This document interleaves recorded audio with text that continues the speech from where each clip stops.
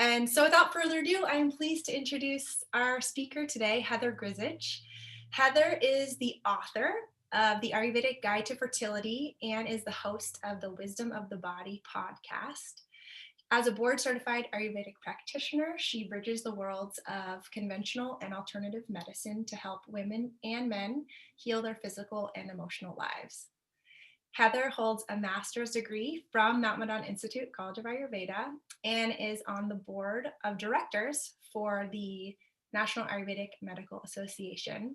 And we are so pleased to have Heather with us this afternoon to share some wisdom on honoring women's health through Ayurveda throughout all the phases of life. So thank you, Heather. Welcome. Welcome. Thanks for joining us. Thank you for having me. I'm so excited to be here. I wish I could be on the mountain with you. I know, we do too. I'm not up there either. I'm seeing everybody else nod, and it sounds like most of you guys are a Mount Madonna crew, but I know Hillary, actually, we know each other, and Mount Madonna is where I did my master's for Ayurveda school, and it's this beautiful retreat center up in the Santa Cruz Mountains, and just gorgeous, beautiful community. And it's such a wonderful community that's been there for like decades. And yeah, none of us are going there right now, but we're virtual, and I can't wait to get back there. I think Savita owes me like a free night on something. Which I have a 4-year-old, so that's very valuable. A night away is very valuable every once in a while. So I'm really excited to meet all you guys, and I want to hear from you in a minute, and hear why you're here and why you're interested in this topic. And my I would say educationally, I think we were all sort of raised with this educational style, being very didactic, being very talk at you. And I hope to make this more of an exchange. I mean, I'm here to present content, but I do want to give you guys a chance to speak as well, especially right now, because anybody lonely? Little bit? Anybody feeling like a little starved for social interaction or anything like that? Yeah. So I'd love to hear from you guys. And I'd also like to start by, I would like to dedicate this presentation to one of my mentors, Dr. Sarita Shrestha, who is one of the faculty at Mount Madonna, who was one of my teachers at Mount Madonna, who was my personal healer as well, that I worked with in the years leading up to me conceiving a child and healing my own body. And I wrote about her in my book. For anybody that hasn't read the book, I mention her in the book and include a quote from her that she told me in class at Mount Madonna, that she, said to our class. And, I sent her a copy of the book, and she had some things she wanted to correct in it, she said. But she was so touched, and she's such a sweet woman. Has anybody met her here? Yeah. Okay. Well, she's just an absolute joy if you get a chance to study with her. And in fact, for years, this hasn't been happening in the pandemic, but every time Mount Madonna would bring her out to teach, clusters of women would organize at this woman's house in Berkeley in Northern California. She would allow us she would see us as a client, but she would also allow us to observe her visits. And it was, part of how we got some of our observations when we were in Ayurveda school. And it was all very informal, happening on a living room floor, and just so beautiful. What a beautiful experience. And after I had my child, because I worked with her about 2 years before having my child, and after having my child, I brought him to like my postpartum visit to see her. And that was really sweet experience. And anyway, so I would like to dedicate this to her and the commitment that she's made to this work. She was actually the first Ayurvedic physician who was female in Nepal. And it's funny, I don't know how I got so interested in women's health, I guess, except that I'm a woman, and the idea of being a woman, I think it weighs on all of us in different ways throughout phases of our lives. And,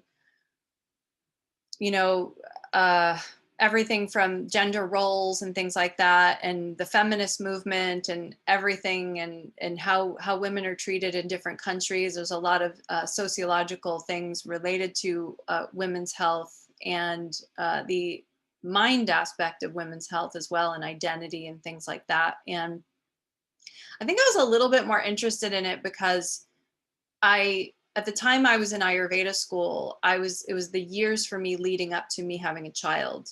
And I was like, am I going to have a kid? And I, you know, wasn't sure I could get pregnant. My periods were messed up. And the sort of preparation piece for having a child was very big for me. And I also, one of the things I learned in that process was that really, I was on a heroine's journey. And a lot of that had to do with, for me, things that had happened to me growing up. I think another reason that I got interested in women's health is because I was always very tomboyish growing up. I was like you would look at me, I look like a little boy with like painted fingernails. So like I would be like dressed like a boy and paint my fingernails. And literally I was, I hung out with my dad a lot, and my dad started calling me the son he never had. And that really shaped a lot of my views about gender growing up and what I thought about myself. And so I spent my youth sort of being very boyish in my this is not body necessarily, this is mind, right? And later, as I got older, being more and more interested in, is like, well, no, I'm a woman, and I'm really interested in learning about this women thing, this woman part that, so I think for me, and I was an athlete, I was actually a competitive softball player, I was a national champion softball player. I played up until my 30s. So I was like super athletic, very boyish. And as I got older, was like, I'm a girl and I want to learn more about being a girl. And so that's really, I think, part of why, and then combined with the fact that I was in Ayurveda school in the years leading up to me conceiving my child, why I got so interested in this. And then I think we can all sort of harken back to the moment in 5th grade or 6th grade or whatever grade that was. And those of you who are even older than me, because I'm in my early 40s, I don't know how it was done even before that. But, when I'm in the 80s, they would take the boys outside to play kickball, and the girls would sit in the room and watch some video, and they would tell you, you're going to get this thing called a period, and you don't want to get pregnant. So do birth, make sure you do birth control, and you don't want to get STDs and all this stuff. And there's a lot of fear placed in us at a very young age around this. And my mom always tells me stories about, when she was a little girl, how they would have the sanitary napkins in the store in a brown, wrapped in brown paper, and they were unmarked in the store, and you knew exactly where to get them, but they didn't have a label on them, all the shame around that. And so, obviously things are different now. We even have, femtech. We have, disruption happening in the feminine hygiene product market. If you go, any of you guys who are still having a period, you go, and now there's organic cotton tampons, and there's everything. So this idea of being organic, everything has also made its way, because women are really coming to consciousness about being a woman. And obviously that has its different implications in different phases of life. And so a lot of what we will talk about today is that middle part, where it's like, you have one form as a child, and you have one form in the middle, and another form as we're postmenopausal as well, and how we go through all these different phases. And I'd also love to hear some of your experiences as well, if you want to talk about them. But I'd love to hear from you, your name, where you're from, and your interest in Ayurveda and women's health. So why you're here. So name, where you're from, and what you're interested in learning. And I think I'll go alphabetically so people don't feel awkward. Maybe Brianna, if you want to jump in first. Okay. Hi. Hi. My name is Brianna. I am born and raised in Florida, but currently living in California. And I've been interested in Ayurveda for a few years now. It's kind of come and gone. And I recently found out about Mount Madonna's College of Ayurveda. And I was looking online to see like if they were open or if there had been any news. And I saw your webinar and I was like, all right, I'm going for it. I'm doing it. So yeah. Are you looking still, at the program? Are you looking at going to school there too? yeah, I am. I would rather do it in person, so I'm probably gonna wait until that happens, whenever that will be. But this feels like an awesome first step down the path. So Good. Thank you for being here. Sorry, where did you say you live again? Santa Barbara. Santa Barbara. So Yeah. I'm in California too. I'm in Sausalito. Awesome. Yeah, cool. Nice to meet you. You too. Hillary, I think you're next. Hi, my name's Hillary, and I live in Boston, Massachusetts. I'm over on the East Coast, and I just started learning about Ayurveda in the last month, actually. And I am a client of Heather's, so I've just started working with Heather on a weekly basis, which has been so nice. I found her actually through my sister, of whom which is studying through the Boston Ayurveda school right now.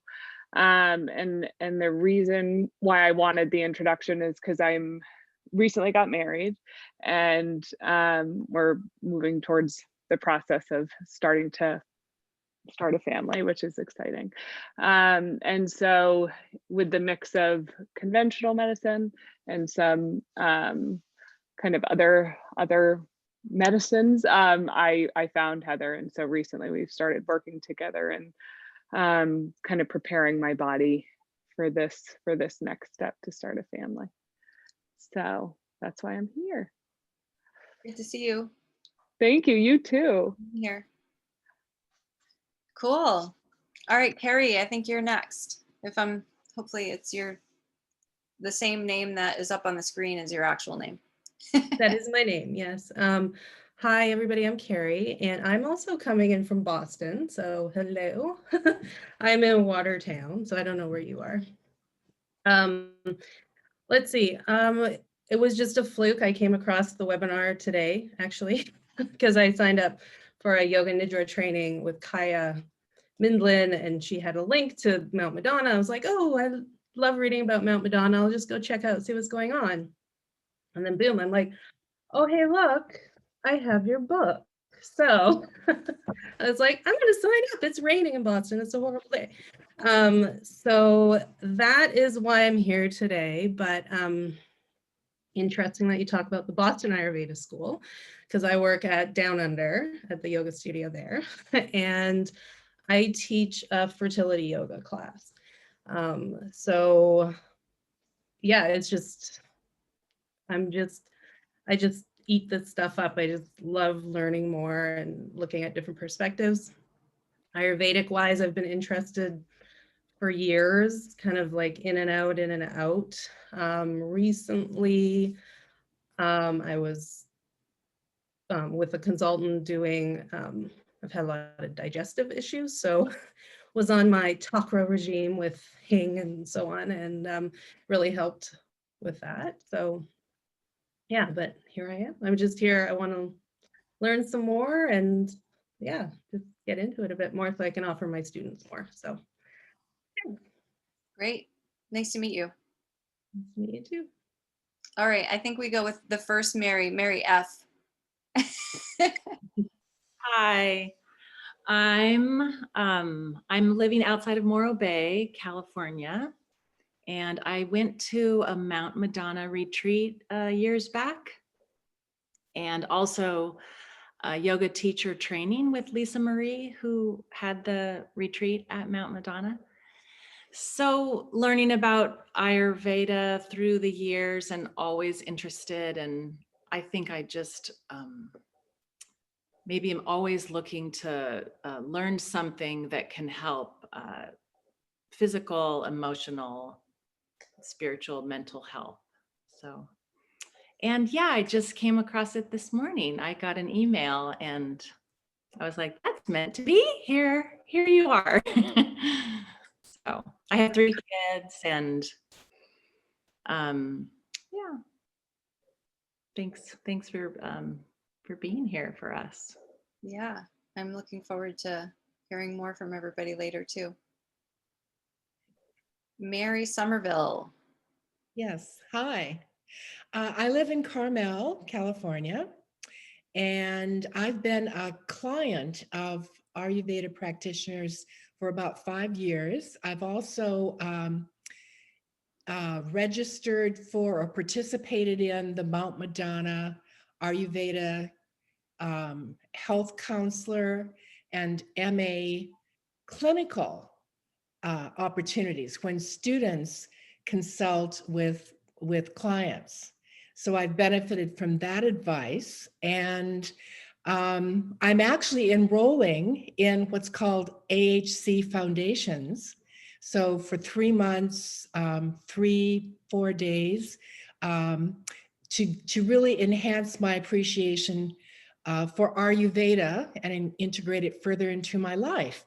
This is of interest because, to my knowledge, all the advice I've gotten has been rather generic.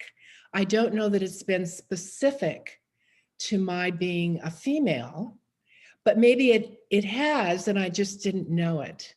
So I'm really interested in delving deeper into the female experience of Ayurveda. Yeah. Awesome. Yeah, it's a real challenge to be a woman in a medical system, any medical system. Okay, I think I'm going to share my slides if I can figure out how to do this. You guys can see that okay? Okay, good. Sorry, you can still go to gallery view actually if you like seeing everybody's faces. There's a way to scroll over the different views on the top of the bar up there if you miss some faces while I'm talking. I know it's hard not to see everybody.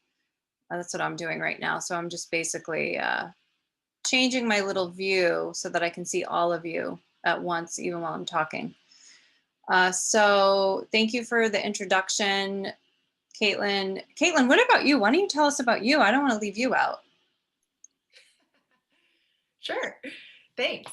Well, yeah, so as I mentioned, I'm currently working at Mount Madonna Institute, and I think I'm one of the sort of few folks who are working at MMI who have not come in as a student.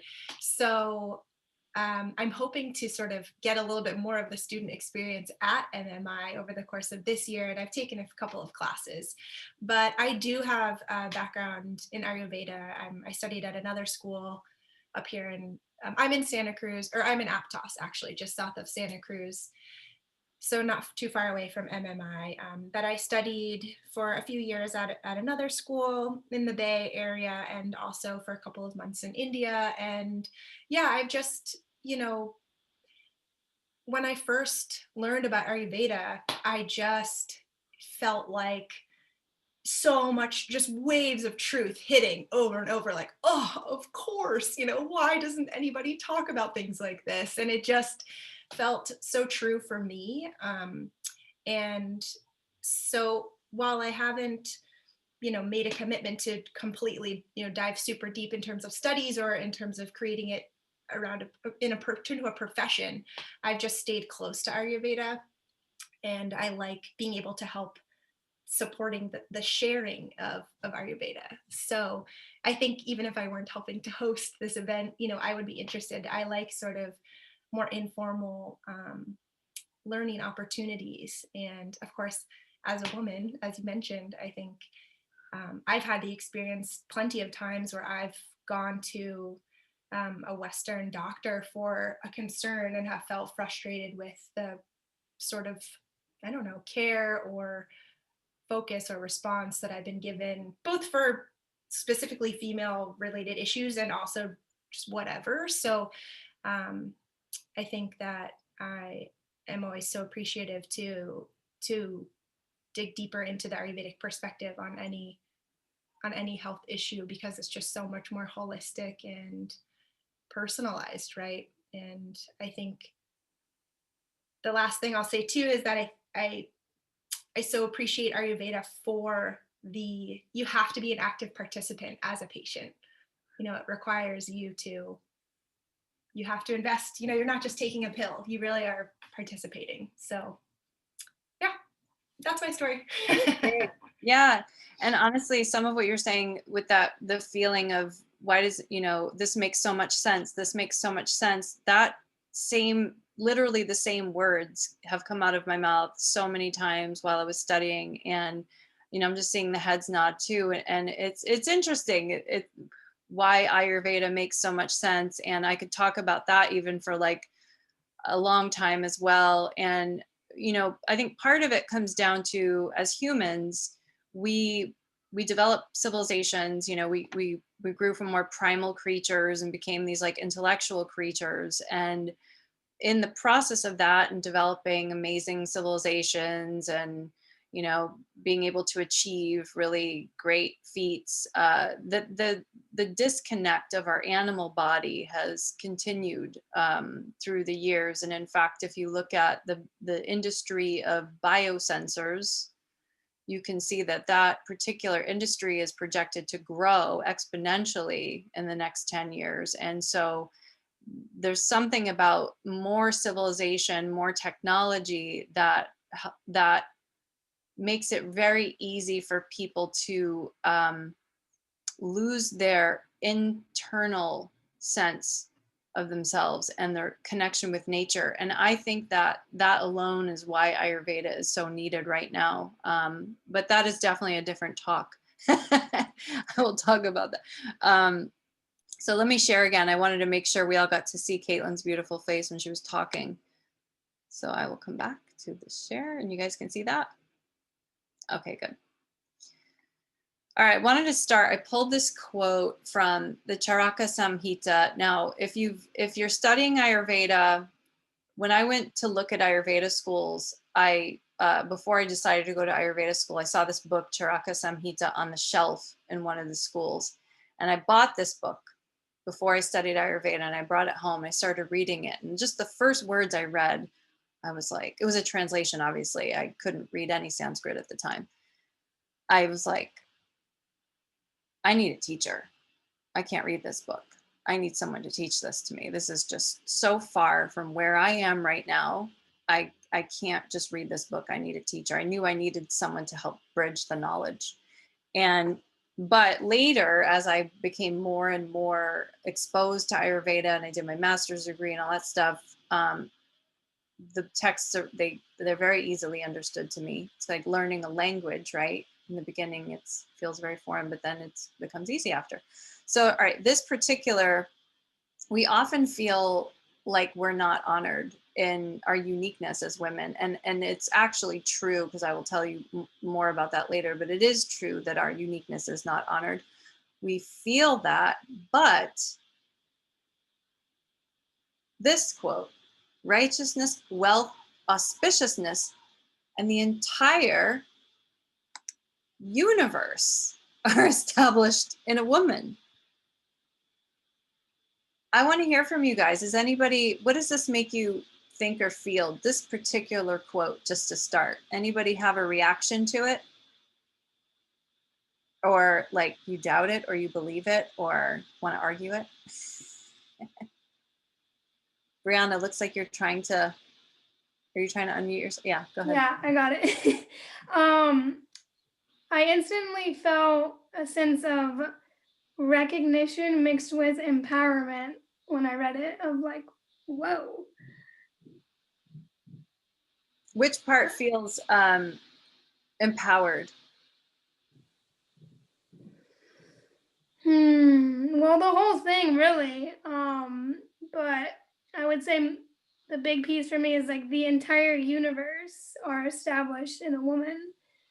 And hearing that just feels like, wow, someone actually sees us. Yeah. How about one of the Marys? Either of you have a reaction to that? I love this as we're talking about women's health, and we're probably going to talk about fertility a lot and the whole, relationship with Jesus. And we have two Marys here. The entire universe established in a woman. Woo! Yeah. Yeah.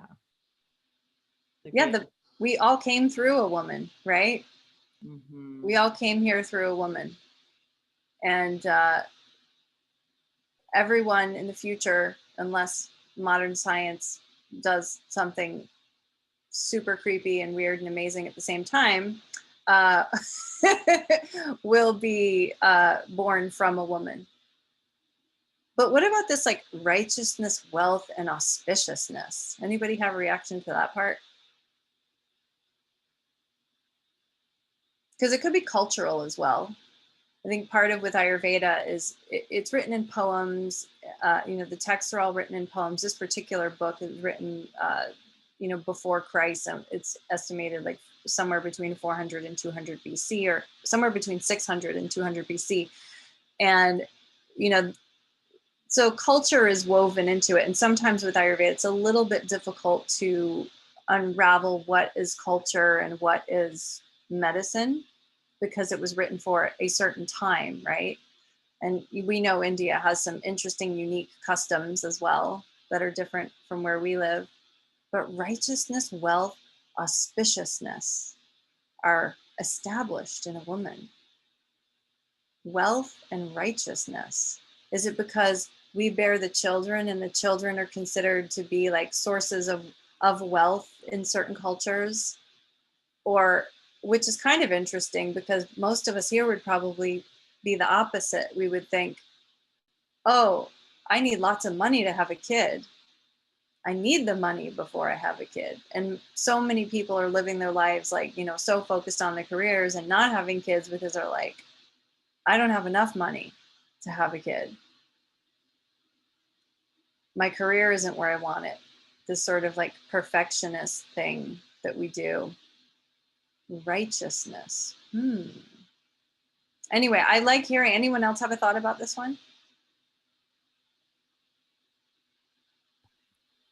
So when I first read the word righteousness, kind of threw me off a little bit because I always kind of put righteousness in with sort of this religious, like I am the righteous, I'm worthy, et cetera, et cetera. So at first it didn't sit well with me, but I don't know. Then I got stuck on the entire universe piece, and I was like, oh, that's nice. But it kind of reminds me of this whole idea of like Shakti energy, and everyone having some feminine in them, and the golden womb of the universe, right? Like the Hiranyagarbha, that sort of thing, and sort of how the terminology and the language involves like the word womb, and yeah, just like a vein of feminine words working through everything, even though we might not recognize it right at the beginning. Yeah, beautiful. Thank you. Caitlin, you wanted to jump in. Go ahead and do so.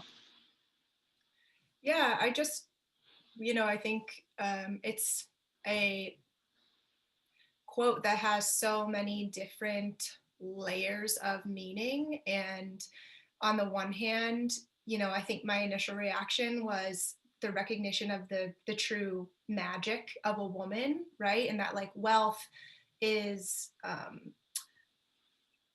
just it's non-material wealth, right? It's art and music and love and nurture and all kinds of things, auspiciousness and in terms of blessings and things like that. But then I also, on the other hand, started thinking about a totally different version of it, of like the woman as property, and this concept of matchmaking, and you need a good wife to bear a son to pass on the family name, and just this whole other side of culture, and looking at the woman as a female as property, sort of, and oh, you have a beautiful wife, like that'll bring good luck to your family or whatever. I'm just sort of making stuff up in terms of a general Trophy vibe. wife. Trophy wife, or yeah, whatever. I don't have specifics, but then again, like the entire universe is sort of like balanced. It kind of like checks that point again. So anyway, just a couple of different thoughts that are spinning around for me. Yeah. Okay, cool. Anybody else want to chime in on that one? Because it's interesting. I wonder what would happen if we replaced this with man at the end. How would we feel? How would that energy change? Righteousness, wealth, auspiciousness, and the entire universe are established in a man. Just even like, we don't even have to comment on it, but it has a totally different like body feel to say that, doesn't it? Like when I said that, I felt all my energy like pump out to like the periphery of my body. Like I felt myself get like pumped and like puffed up when I embodied that kind of energy. Did anybody else have any weird reaction like that? Yeah, cool. Well, some of what we're going to talk about today is that we have different experiences as men and women. There's anatomical implications related to this. The women and men are slightly different, right? We can tell just by looking, and obviously there's also in-betweens that happen with men and women. It's not, there are mixtures of sexes and things that are born as well. But for the most part, we'll stick with the most part today. For the most part, the kind of the generalities and the quote unquote norms of sex, not gender, and the anatomical piece being different between men and women. Obviously, women have breasts and different reproductive organs, and the uterus and the vagina and the cervix and the ovaries and the fallopian tubes and those particular organs, and our men have nipples as well, but they don't have all the machinery, like as much of the machinery inside of those. Men can also get breast cancer as well. So it's not like some of the things that, like there are more women get breast cancer, but I think the last statistic I heard was like 5% of all breast cancer is with men. And so, but women have a functional purpose for the breasts, and men have different reproductive organs down south, the penis and the testes. And so if you were to compare them and how those reproductive organs interact differently with the body as a whole, right? Because we're a body and we have these reproductive organs. Our reproductive organs don't define us, but they're different between us. And we still have a whole bunch of other parts of our bodies that are the same. So we've got, our eyes and ears and nose, and we all have stomachs and esophaguses, is that the plural? And we have, large intestines, and we have kidneys, and we have skin, and we have all the same channels of Ayurveda, which I'll go through for us today. They're generally the same, except for the reproductive organs at an anatomical level. In addition, though, there are a couple other changes, structural changes, like in bone structure, for example. The sacrum, which is that bottom part of your pelvis, is shaped differently on a man versus a woman. So on a man, it's a little more like curved down like this, and on a woman, it's a little more open, right? And obviously, our bodies go through amazing changes when if we become pregnant, and that we're like shapeshifters and all kinds of weird things happen. But even, there are distances in the hip sockets as well. The hip sockets are structured a little bit different for women. So in addition to there being obvious sexual organ differences, there are slight other examples of differences between men and women structurally and anatomically. From a physiological perspective, there's a lot going on that's different. And there's a lot going on that's different that is not honored as well. So physiologically, we all eat food, we all pee, we all yawn. And by the way, if you have to go to the bathroom while we're here, please just feel free to do that and leave. We're really big fans of that in Ayurveda. Your body comes first. And I will do the same because I'm starting to feel like I have to pee. So just feel free to pop off. So, this physiological piece, again, we have most of the things are the same, but we have even like hormones, right? We don't talk a lot about hormones in Ayurveda. We have a different language to communicate these things in, and we look at slightly different things. But hormones, like if you look at something like estrogen, testosterone, progesterone, oxytocin, prolactin, all the different hormones, relaxin, these hormones are present in both men and women in different amounts. And what they do is they actually enable different processes on different tissues in those bodies. So estrogen will have one effect on a man and a different effect on a woman, and they'll have different effects on us depending on where we are in our whether we're before menarche or after menopause, or in I call them the fertile years, in the middle, or whatever. If you have a better term, I'd love to hear it. The pain in the butt years, or the amazing years, or however you look at that, your reproductive years. And so, there's a big physiological difference, and the menstrual system, the menstrual cycle in and of itself is like, even if you don't have a baby in your life, and, so many of us here have not had a baby, it's like that is still going on all the time. And it is a huge effect. And I always think about it as like, you have these day-to-day cycles and these yearly cycles. And I always think of them as this like loop that repeats. But then you also have this other loop that repeats, which is your cycle. And it goes in a wave like this, like you start building, and then you ovulate, and then the uterine lining thickens, and then it goes down and you get your period. And it's like this wave that goes through you like this.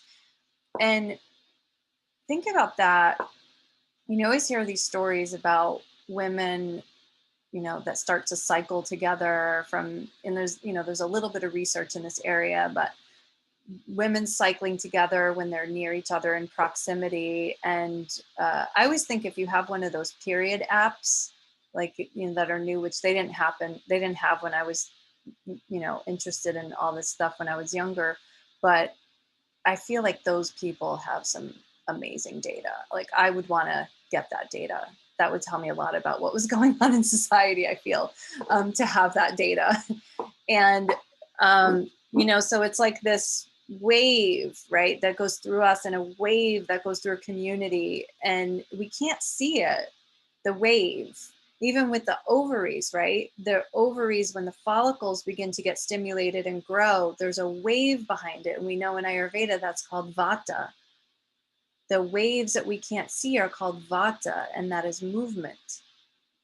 So there's vata, pitta, and kapha, and all the doshas involved in the menstrual cycle. But behind it all is this wave of vata. And the menstrual cycle alone is a huge physiological difference between the two sexes. And sociologically, there are different things that we experience. We could probably have a whole separate discussion about this. And I'd also, depending on what age we are, and the culture that we grew up in, and the culture that we, were used to, that women have had different roles in society, in different countries, and it was okay to do certain things when you were, in 1975, and not okay to do those things now, and other things it's okay to do now that it wasn't okay to do then. And so and it can be challenging for men too, the sociological stuff, because there's actually, I just came across a men's group, because I do a lot of like women's circle work. I just came across a men's group that was created in response to the feminist movement. Like, women are going through a big change. That means men are going to go through a big change as well. How do we redefine ourselves because women are changing. If women are changing, then we have to change too. And there, a lot of men have recognized that. So, and the bottom line, and that is mind. Society has an effect on both the mind and the body. And there are also people who have, gender, flexible genders and things like that. And there's a lot of gender issues coming up in our culture right now. Like I went to Facebook. I was in the Facebook office. I was doing like a little booth there one day, and I walked into their cafeteria, and everything on the wall in Facebook was like gender neutral. Like there's a lot of, it's on everybody's minds, this idea of gender and like how we've created certain rules and definitions and things like that in a way that people really want to break them, which is interesting. And so culturally, it's like a big thing. So, and that's hard, right? And like I said, I had some like gender confusion issues growing up because my dad told me I was the son he never had, right? So gender is confusing for people, but when we look at the body, because there's the body and there's the mind, and the mind can have a totally different reality than the body. They really can. And one of the things that we teach in Ayurveda is when there's a difference between, when there's a discrepancy between the mind and the body, you got to let the body win. You got to let the animal win. So we're going to talk about the animal today, more about the animal.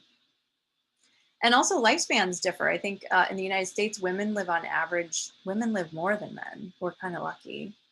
We live on average 5 years longer in the US. In the world, I think it's 7 years longer. So we have some pains in the butt we have to deal with these female bodies, but we also can live longer. And, that's also really interesting because, there's, when we, especially when we go through, I haven't gone through menopause yet, but the women that I've worked with, or if you've gone through it yourself, it's like your identity goes through a little bit of a shift in that process. And, I think a lot of women start questioning, well, what am I worth anymore if I don't have my fertility? I don't think a lot of women go through that. Comes up for some women. Other women are like, I'm really happy to have this thing done. But if you were to think biologically, why would women be living so, like, we're still of great use, and we can still be super healthy. And, even after the period is done, and we live longer, right? So one of the things that I contemplated a lot when I was writing my book was, we're living longer lives now. Women are waiting longer to have babies, but our fertility is not necessarily changing. Our fertile window is not changing in response to the lifespan changing. So there's a longer period of time that a woman is going to live where she's beyond the fertile years. And so clearly there's a whole big point to life after that still. It's very exciting. And I actually read this really great book if you're into like feminist stuff, this specifically about the body, actually, this book called Woman, by Natalie Angier, who is like a science writer for the New York Times. Incredible book, Woman. Has anybody read that? Yeah, it's amazing. And she looks at like all these different cultures and women's roles, and she looks at primates and what the females do in different kinds of primate families and stuff. And super interesting book. So check that out if you're interested in more of challenging the beliefs that you have around what women are supposed to be like. Yeah, it was an amazing book. It's a very long read, but like really worth it. Okay, so in Ayurveda, we know we have this definition of health, and I don't have it up here on the screen, but we want to have a balanced doshas. We want to have balanced, properly formed tissues. We want to have regular hunger that's not too strong or too weak, right? So our Agni, or our hunger, is very strong and able to like process what we take in. And that our mind is clear, our senses are clear, and our soul, we're resting in our soul. So we're resting near our soul. And you know, the one of the translations I've heard of this particular passage that I'm recalling from the Sushruta Samhita, for any of you who have read any of the Ayurvedic texts so far, the Sushruta Samhita, one of the translation is that if you have this health, like your doshas are balanced and your tissues are properly formed and your mind, your soul and senses are calm and clear and full of bliss and all this stuff, that when that happens, you will abide in yourself. Like iti abidyate is the sense. It's like you'll like rest, you will abide in yourself. And even just that feels like so amazing, to think of me abiding in myself, unless you're having a lot of pain, obviously, because if you're having a lot of pain, abiding in yourself is not what you want to do, right? Or what you're inclined to do. What we're inclined to do when we have a lot of pain is to go outside of ourselves energetically, right? Take the awareness outside. I mean, I remember when I was pregnant, I was nauseous every day of my pregnancy. They tell you certain things happen, but sometimes different things happen. You know, I was nauseous every single day of every day of my pregnancy, all day, unless I was eating food, which is why I gained 50 pounds when I was pregnant. And I probably could have gained more if I wanted to feel less. But I remember, because I was still teaching yoga at the time, I called all my friends that own yoga studios. And I said, I can't focus on my body right now. You need to just let me sub whatever classes come up. I need to stay super busy right now. I can't focus on my body. So when you have pain and you have discomfort, it's really difficult to focus on your body. You want to take the awareness outside the body. So that can be really challenging, because in order to heal, you do need to bring the awareness back to the body, which is why we're all here, because we know that. All right, so let's talk about the different channels of the different tissues of the body. Okay, so these are the 7 dhatus. Dhatu means tissue. And the way that the tissues are segmented in Ayurveda is by type and function. So, and it is also believed that they are formed in this order from the food. Okay, so the rasa, it would be the first product of your food. And, you know, obviously it's more complicated than this, but the rasa, and rasa also means taste in Sanskrit. It's one of the other translations of it. But rasa would be like this sort of clear fluid of the body. You know, when you draw blood and you look at, it goes in the centrifuge, you have the serum part of the blood, and then you have all the red part and the red blood cells. So the rasa is the water that everything bathes in, the rasa of the body. And that's present everywhere, right? So when you think of a tissue, you think of a specific area oftentimes, but a tissue you have these tissues all over you. And the rasa would be the first one. And then from the rasa, you go to the rakta, which is the red part of the blood, and red blood cells. And, these tissues can grow in larger quantities and smaller quantities, and they grow in response to your behavior, your environment, your assimilation, things like that. The third tissue is mamsa, or your muscle, which is kind of one of the interesting things. So like, so far we're thinking about men's and women's health. The blood is a big thing, right? Because we have this shift of blood happening when there's a menstrual cycle. There's a shift of blood happening body, and there's a building of blood happening in a body in a specific way. And that's one thing that comes up related to the women's differences. The other thing that comes up is muscle. It's always assumed that, women have to have more fat than men. And generally that is true. But I'll tell you, like, as a person who grew up like extremely muscular, I'm actually more muscular than a lot of men I know. because I have a lot of kapha in my constitution. Does anybody, it sounds like everybody's a little bit familiar with Ayurveda, so I haven't gone over the doshas themselves. Does anyone here not know anything about doshas? I just want to make sure I'm sensitive to that when I mention them. And if you have any questions about them, make sure to write them down. And as this comes up, write down whatever questions you have, because we will leave time at the end for questions. Okay. Okay. So mamsa, the muscle, and like the uterus is a muscle. I mean, it's got layers of muscle in it, right? So if you want to think about tissues developing, and so the question is, you know, does a body with more muscle generally have more muscle in of the uterus? Would that develop more? Does a body that has less muscle on it have, you know, less muscle of the uterus as well? Because that is a similar tissue. Now you can have, you know, things that happen in one part of the body, but others, but question, right? To contemplate. Meda is the next tissue, which is your fat. Again, it is always assumed that women need a certain amount of fat on their bodies.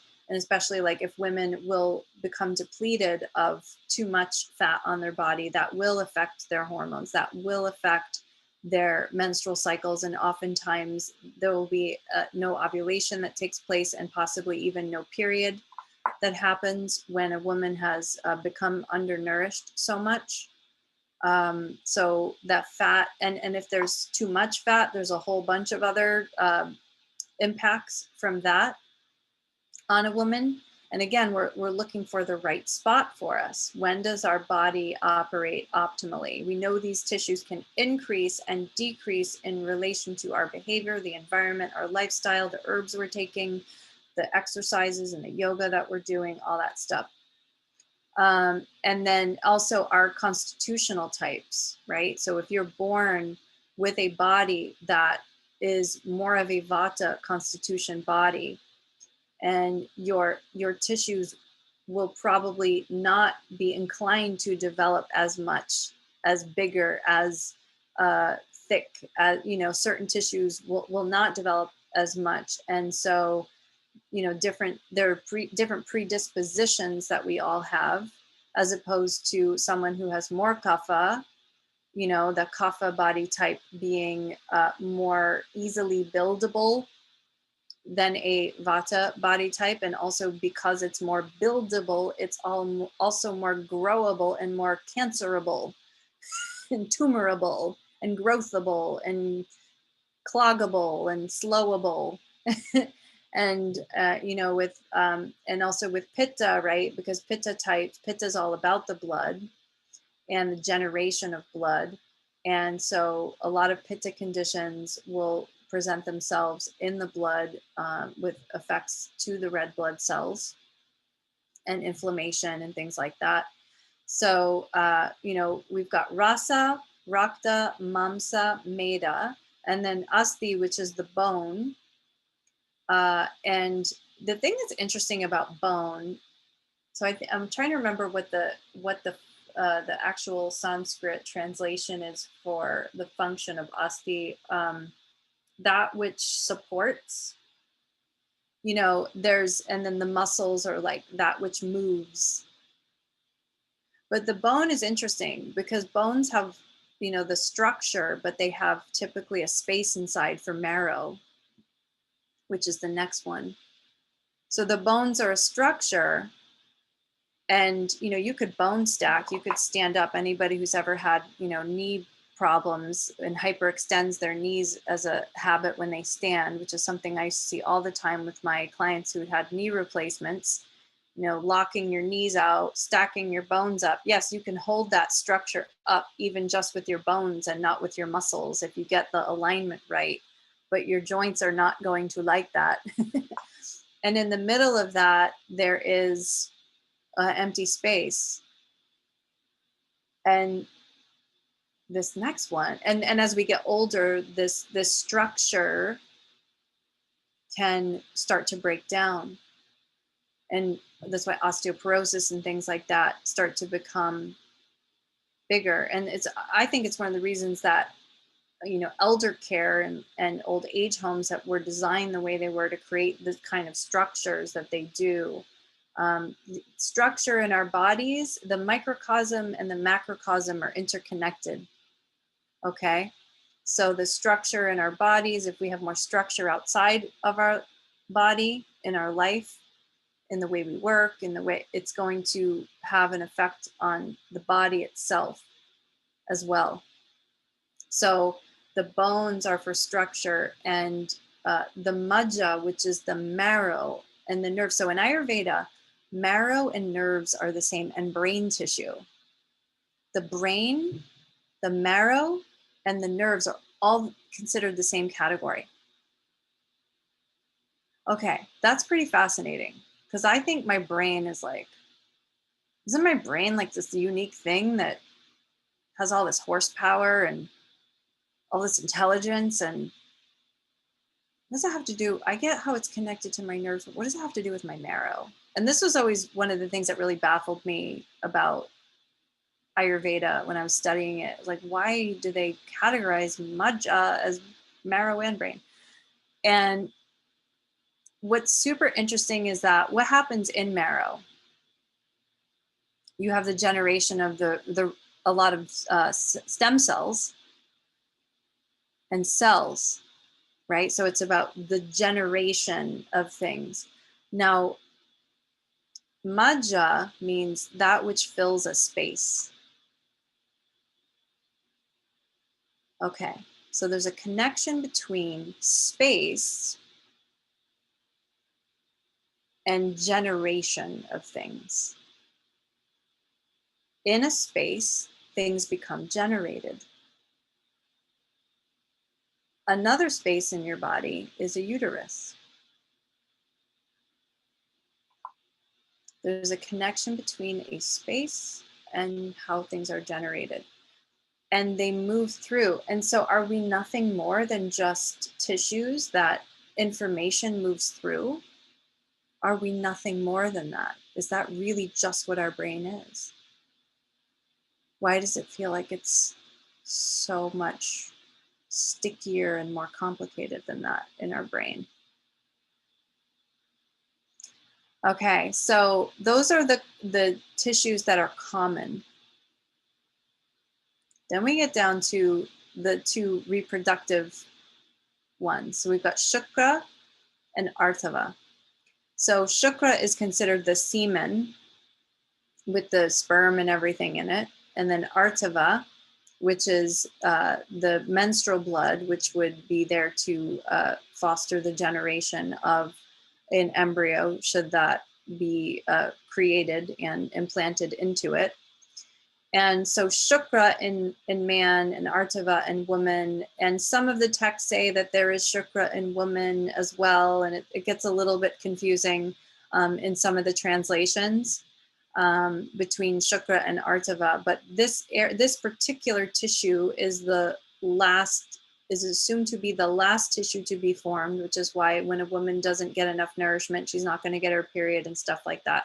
So your body prioritizes its basic functioning first and makes sure that the primary animal gets what it needs for its jobs to be done in the environment where it is, and then maybe something left over for something else. Now that's different than the seeds themselves, which is a bija, so like the sperm itself and the egg itself, which those are created in, women. If you didn't know this already, that the eggs in your ovaries were created when you were in your mother's belly, right? So the eggs that I have in my ovaries, my mom made when I was in her belly. And the egg that became me, half of me that combined with the sperm, was created when my mom was in my maternal grandma's belly. right? So, and that's different than men. Men's germ seeds is the biomedical term for this. The germ seeds are the sperm is not present when they're in the embryonic stage. It begins to become formed at puberty for them.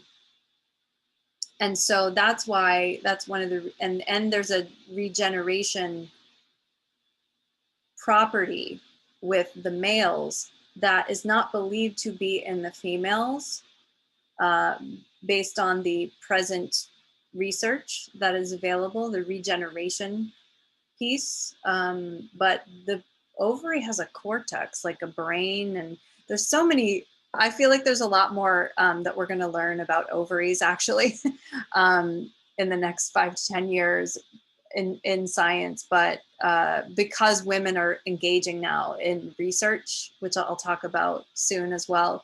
But so when you look at Ayurveda and you look at modern biomedical research, there are still some unknowns. I don't even think Ayurveda answers everything, and you know, creation always is very mysterious, right?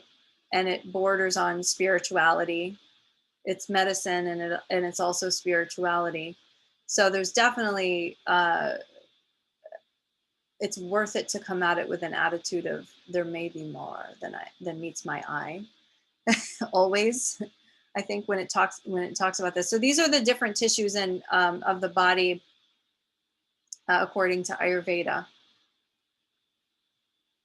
And then there are functional channels of the body. So this is how Ayurveda segments the functional channels of the body. And any of you guys who are getting ready to take a Foundations of Ayurveda course, this is going to be taught in greater detail. And definitely I will answer questions about this at the end. But I wanted to introduce this to you because when you are thinking about these things and when you are studying, I want to challenge you to challenge our teachers even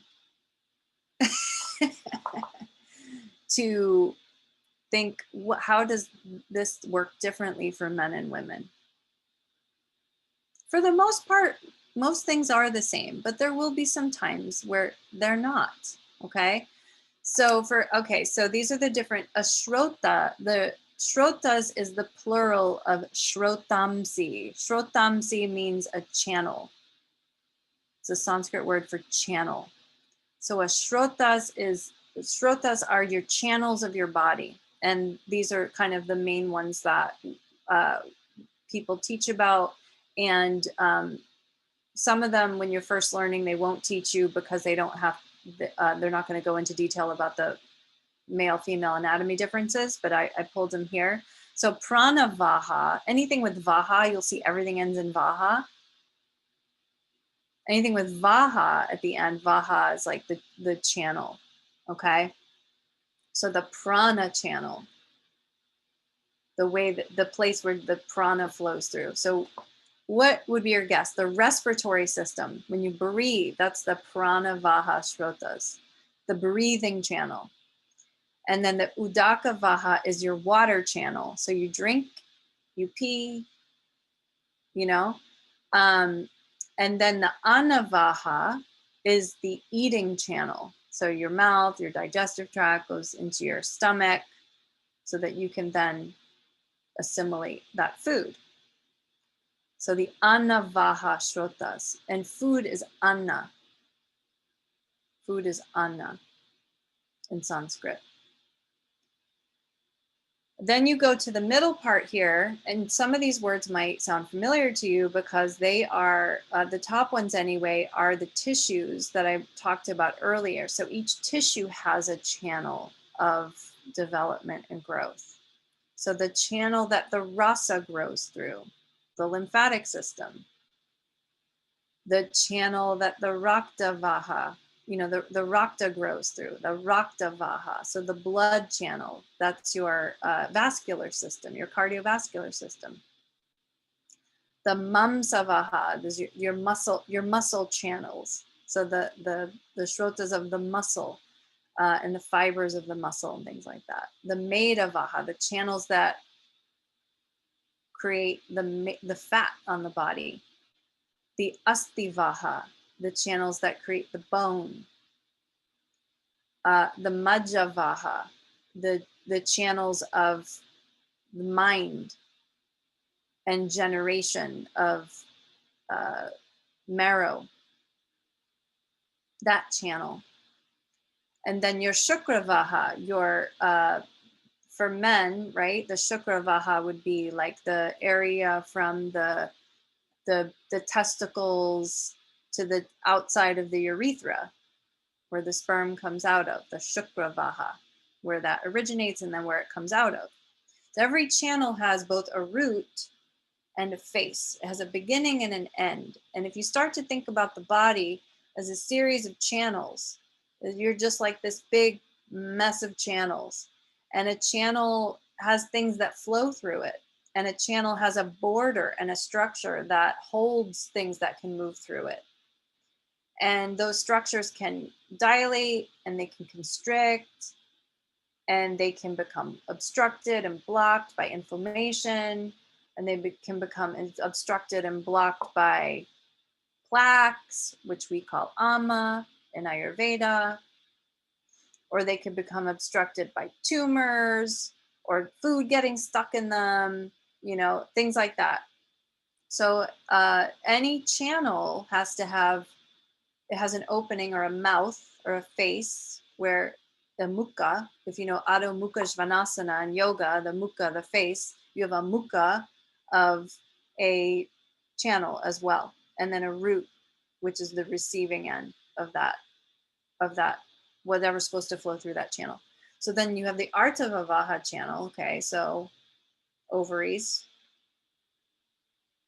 is the root and the face is the opening of the vagina. So the Artavavaha, actually the Artavavaha also the uterus, right? Because the Artava is about the menstrual blood. So that would be the uterus would be the root.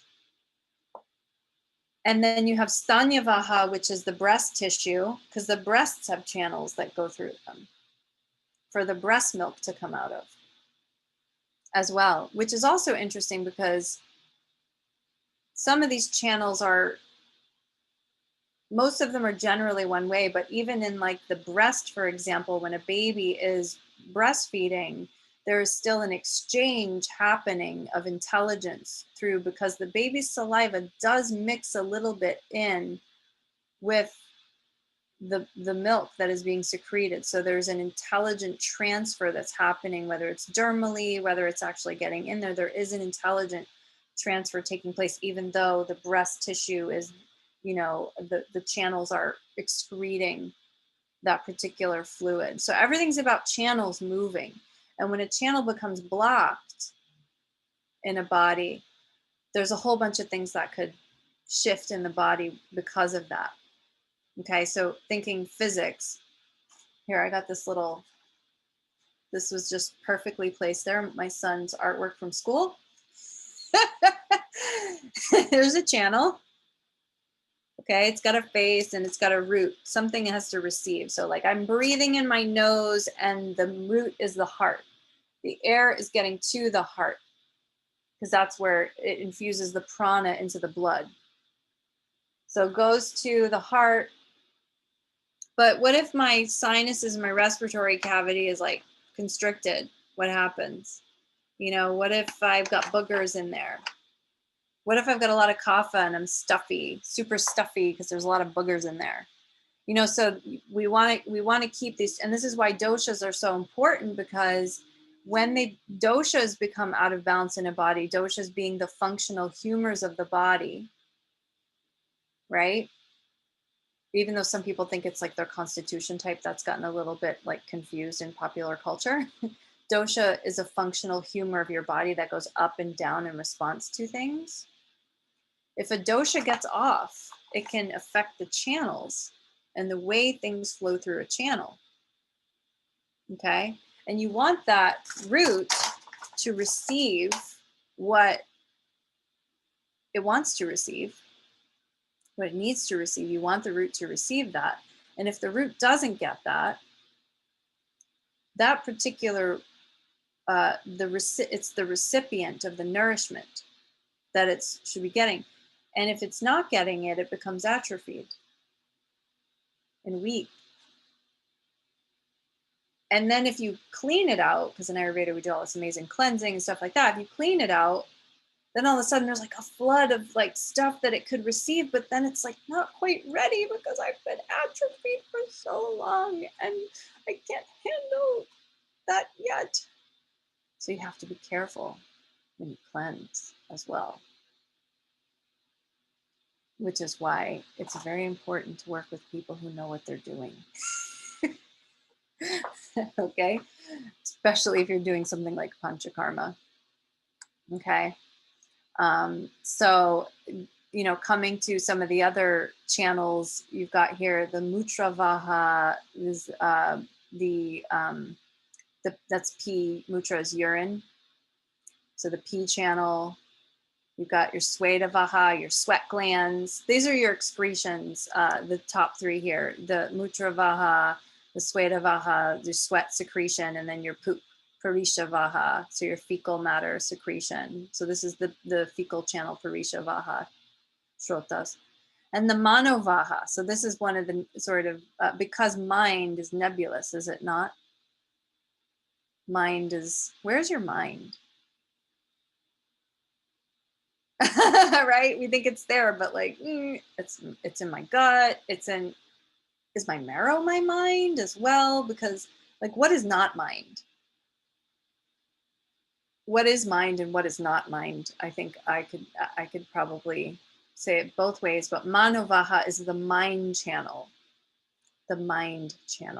as well. So this is how Ayurveda looks at bodies, as a series of channels that have roots and faces, and they are either flowing properly in relation to their environmental demands, like the sun has a certain effect on the body and the light and the seasons and the thing, you know, or there's a something off with the flow and it in a particular channel. Okay.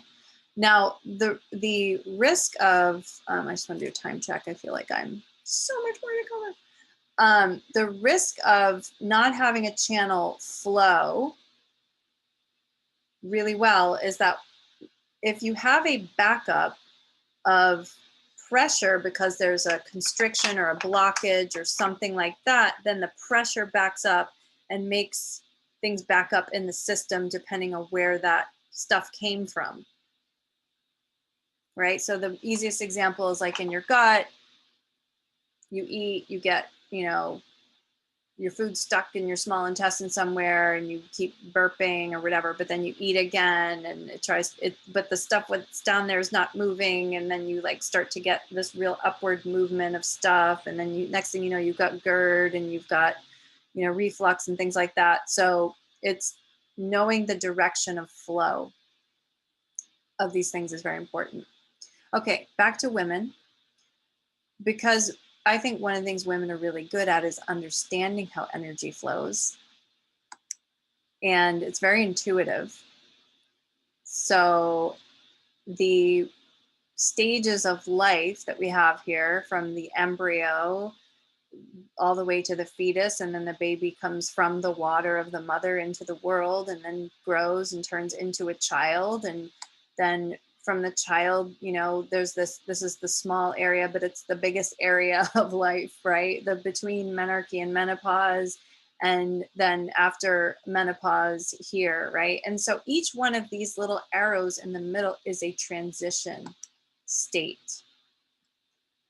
And there are other transitions in there as well, if a woman gets pregnant, if she's in a postpartum period or whatever, but each one of these intersections are a transition. And what we know from Ayurveda is that every part of life where there is a transition needs special care,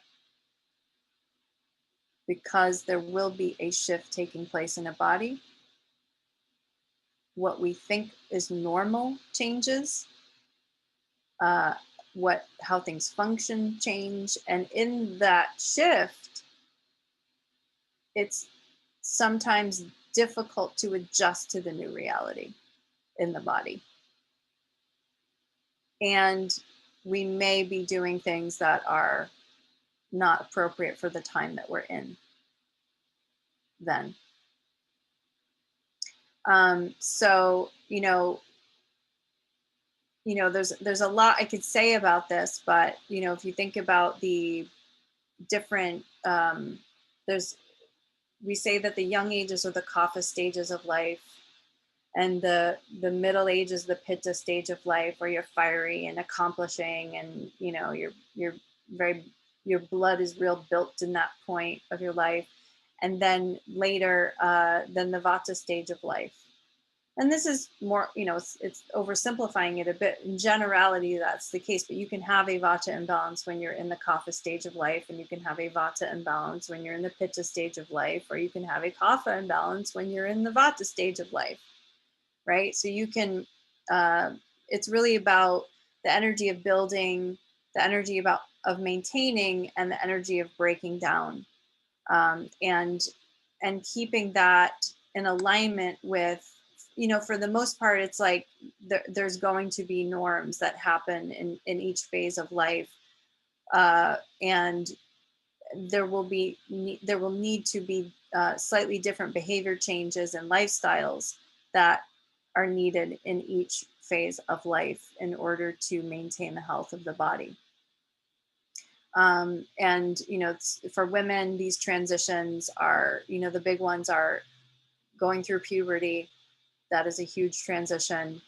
Obviously, if you were to get pregnant and have a baby, just insane levels of shift and change that happen to a degree that you can't even imagine if you've never been through it.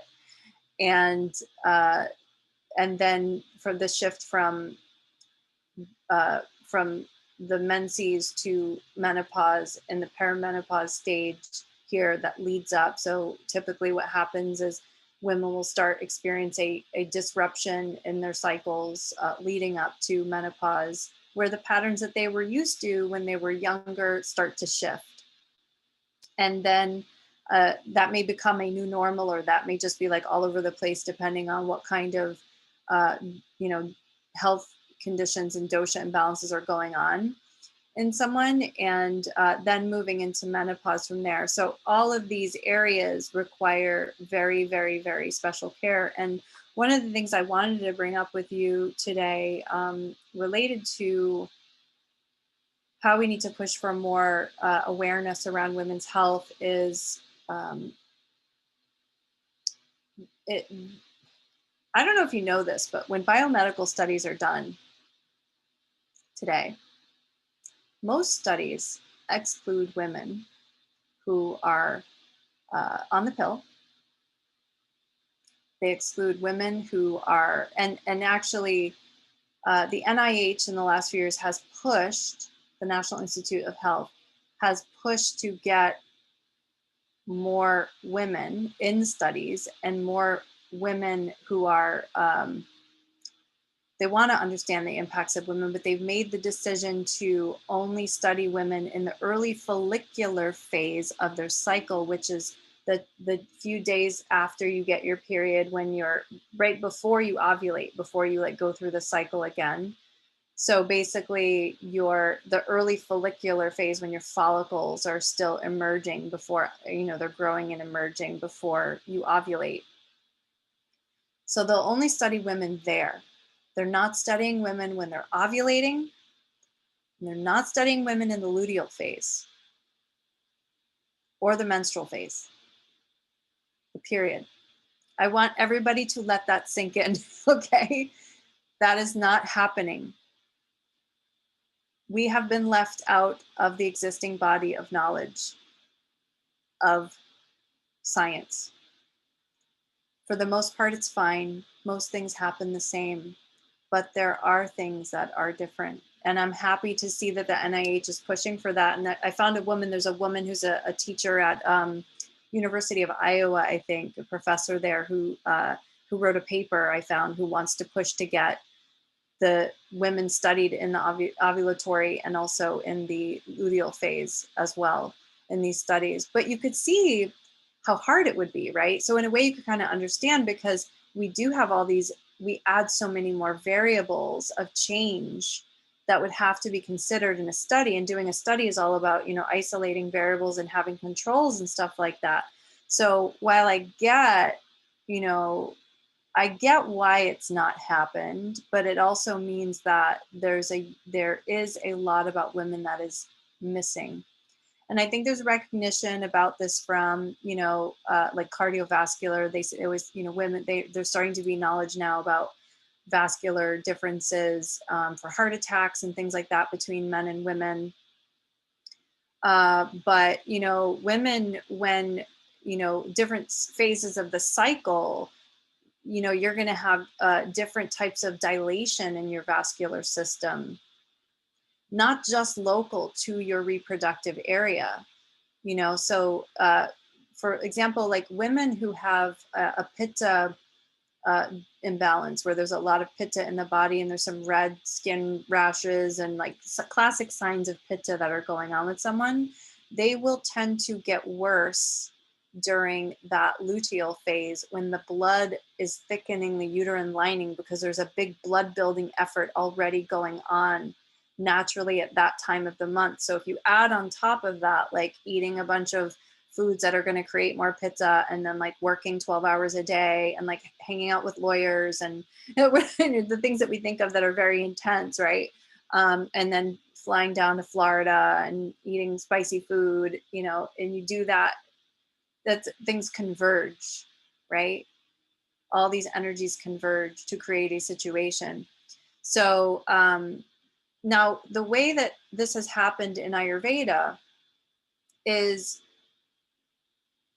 because I went, I geeked out and went through all the classical I went through the Charaka Samhita in great detail, and I like did a search for like woman and vagina and like some key terms that were like specifically about a woman to find out where does woman show up in these classical texts in Ayurveda as well. And the way most medical systems handle women's health is they will have a special section on women's health, right? So there's a special section, or there'll be specific studies in the biomedical research on women's health. And in the classical Ayurvedic text, there's a whole section on women's health, and it's grouped with children's health in the Ayurvedic text. So that's a cultural thing, right? And a biological thing too, because the children are grown in the belly too, but they take it past when the baby comes out of the mother as well, out of the water of the mother. So that's grouped together in the Ayurvedic texts. And there's a lot, so everything that has to do, and the Ayurvedic texts are really focused on the generation of progeny. They're very focused on the generation of progeny, and the goals of the medicine are around the generation of progeny, the way that the texts are written, which by the way are beautiful. They're written in poems. It is just, the more you get into Ayurveda, if you read some of this in Sanskrit, or it's just so beautiful. And I think that's one of the reasons that it makes sense to us when we hear it, to hear it in a poem, because somehow a poem speaks to the heart more easily. So even though we're learning this intellectual content, it really, also speaks to the heart. So we have to really pay attention to women when they're going through these particular changes in their lives, and support our clients and support our own health and create social structures. And, because our health is beyond just what we do. So the way Ayurveda deals with this, and I won't go into detail about a lot of these, but just so you know, if you're looking to look into treatments for yourself, or if you're interested in learning more about how to treat your clients as well, these are kind of the, what would an Ayurvedic professional, like somebody who studied Ayurveda, do to support this particular area of the quote unquote fertile years. And some of these are applied after as well. Like number one here, regulating basic functions of sleep, digestion, metabolism, all this stuff. This is important in every phase. right? And big part of Ayurveda is diet and lifestyle counseling, right? So that's a very important thing. Number 2 here, fertility awareness, birth control or birth planning, whichever way it's going, you want to control it or you want to enable it. That fertility awareness piece, so teaching about fertility awareness and things like that, and how the different humors of the body change throughout the month, and sensory experiences change, and all these different things. Number 3 would be regulating menstrual cycles. This is a lot of what I do in my practice. I deal often with the gut reproductive axis. So it's, a lot of women with menstrual cycles that need some care. And oftentimes there's, it's number 1, that's treating number 3. Sometimes it's herbs and things like that. Sometimes it's, harmful lifestyle practices. Sometimes it's just not understanding their particular body type and needing to understand their own uniqueness. Number 5, there's that number 4 goes to that, like the counseling and education. There's a kind of become are you guys aware of V-steaming or peri-steaming? That's become kind of like a trendy thing where like women go and like steam their vaginas. And Gwyneth Paltrow, I think, is one of the people that popularized it. And in Ayurveda, there's this idea of using steam, or what we call fomentation, to move things in a body. Like after we oil a body, we want to move the oil, so we'll like heat it up with steam, right? Because you don't want to put oil on and then make it get stuck. Whenever you put oil, you want to make sure it moves so it doesn't get stuck and clog things. So, that's kind of that principle of like keeping things moving. And a lot of women have had great success on a whole range of women's health issues with V-steaming, because you can deliver an herb into the cavity of the vagina, up through the cervix, into the uterus, into the whole pelvic basin, also into the digestive tract via steam or smoke even. So like you can burn herbs as well and have the smoke treat the tissue as well, more of like a subtle a therapy. And then also you can take a tampon and soak, herbs and herbal oils and things like that, and do that. And somebody, like what I do is I teach my clients how to do this. I'm not doing it on them. We're still an unlicensed practice in the United States. So it's about education, which is great, because people, we need to take care of ourselves. And maybe that's the whole problem with medicine, is that we don't know how to take care of ourselves enough,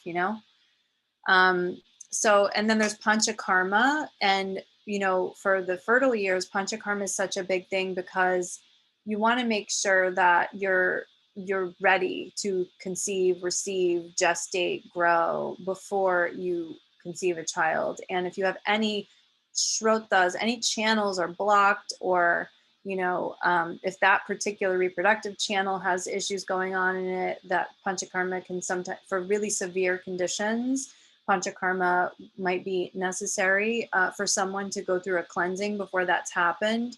And I also do things with women in between rounds of IVF, so if somebody goes to get I work in a very integrated, applied manner.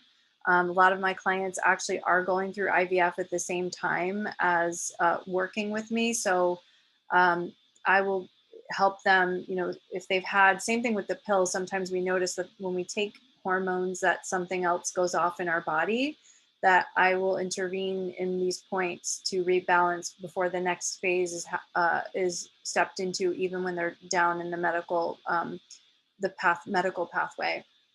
And Ayurveda can be really helpful there. I've had a lot of clients get pregnant that way, especially now, because women are waiting longer and longer. And Rasayana therapy. Okay, so this is really interesting. This is one of the things I think that is unique about, or telling about Ayurveda. Ayurveda is the same culture that brought us the Kama Sutra. It comes from the same culture that brought us the Kama Sutra. And so there's a whole section in the Ayurvedic text on Vajikarana, which is a type of Rasayana therapy. Rasayana means rejuvenation therapy. So in a depleted person, you rejuvenate them. Okay. Rasayana, so Vajikarana is the rejuvenation of the male reproductive channel. There is a whole branch of medicine on rejuvenating the male reproductive channel. There is not an equivalent for women. There is not an equivalent. And I want to tell you that the types of therapies that are in here, one, they're dietary. They're like, yes, eat the dates and the almonds and the, make sure he has enough ghee and like, everything's well oiled and lubricated and, he has enough nourishment to develop healthy sperm and stuff like that. But what was funny, and I think this is kind of interesting, sort of gender study, is that one of the therapies for, I feel like I've mentioned this to Marie before in conversation, that one of the therapies for Vajikarana is actually like a sexually excited partner, like a sexually excited young, beautiful woman is like part of the medicine for men. So that, I think that could be really interesting. I wish somebody had told me that when I was, I'm in my 40s, I could still channel that energy to a certain extent, but I wish somebody had told me that when I was in my 20s, that I was a medicine, that I was a potential medicine for someone. I really wish someone, I feel like that really would have increased my self-esteem and all these things. So anyway, and then pregnancy and labor support. Actually, a good friend of mine, Jennifer Nari, if you're interested in pregnancy and like postpartum care, she's a graduate of MMI as well. We did our master's program together. She has an Ayurvedic postpartum doula certification that she does with women. That's a doula certification that's based on what she learned, the principles of Ayurveda. And there's a lot, because remember we were talking about how the space element, when once the baby, if you have a baby, once the baby leaves the body, there's then this big empty space that has to come back together. And you have to assist in that process so that whenever there's too much space in a body, vata will increase. So you want to make sure that the space closes back in so that the vata does not increase in the body, which is why postpartum care is so important. There's obviously like, if for, those of you who've had a child, it's hard to sleep. You feel like you're in battle basically, and you're not sleeping, and it's hard. It's really hard to have a kid, and it's harder and harder the older you get. So like lining up support around you, which is super important. And also the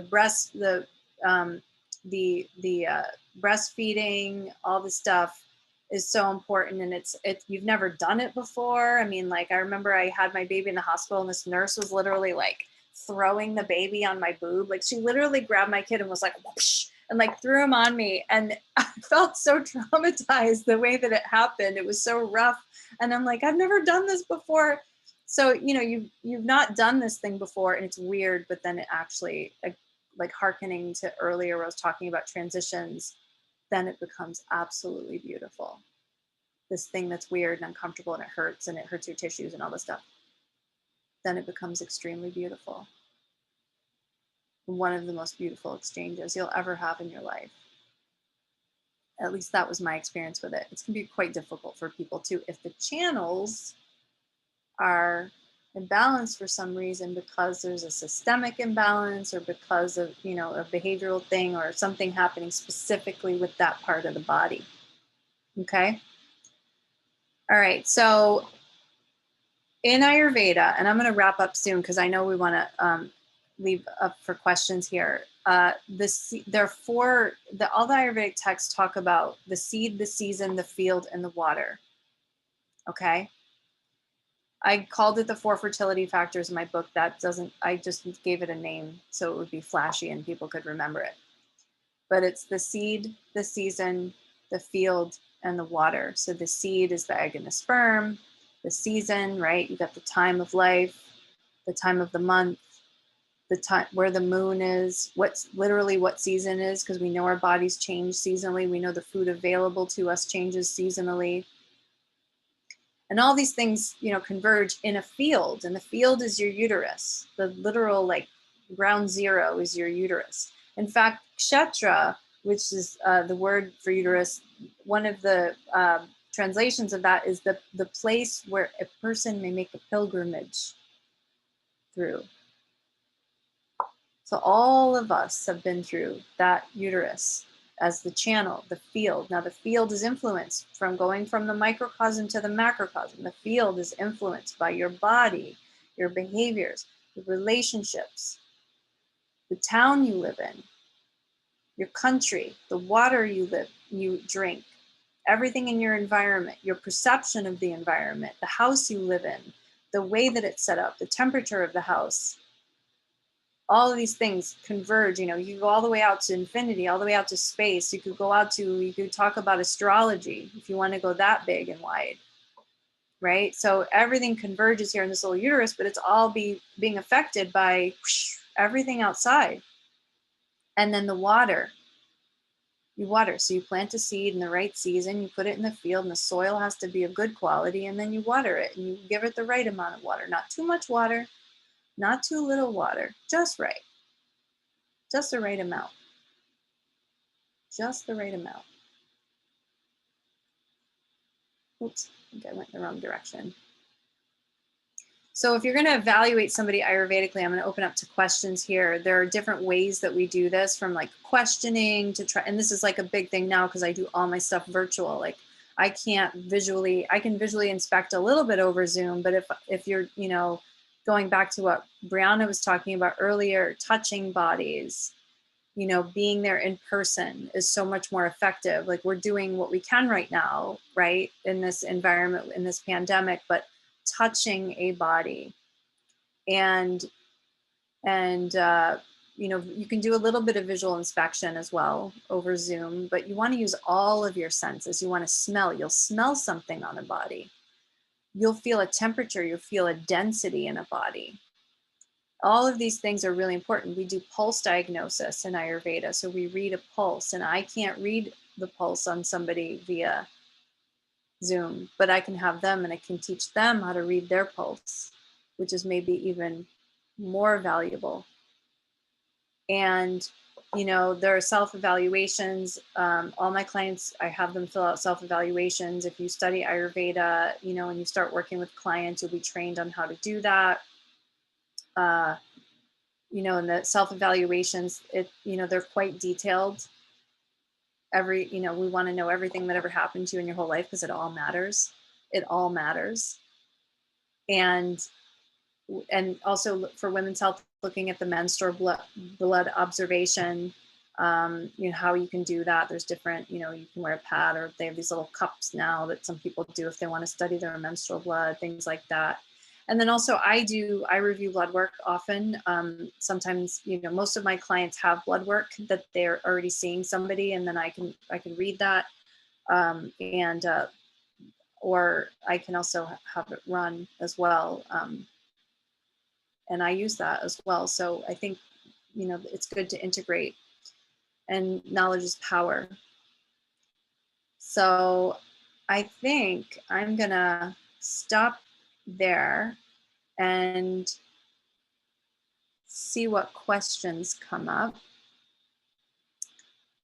And also, I know Caitlin has some things that she wants to say for about 5 minutes at the end. So we have about 11 minutes for questions. And if you just popcorn style, jump on in here. I'm going to stop sharing. And please feel free to, anybody who's got a question, I think, is there anything in the chat? Oh, okay.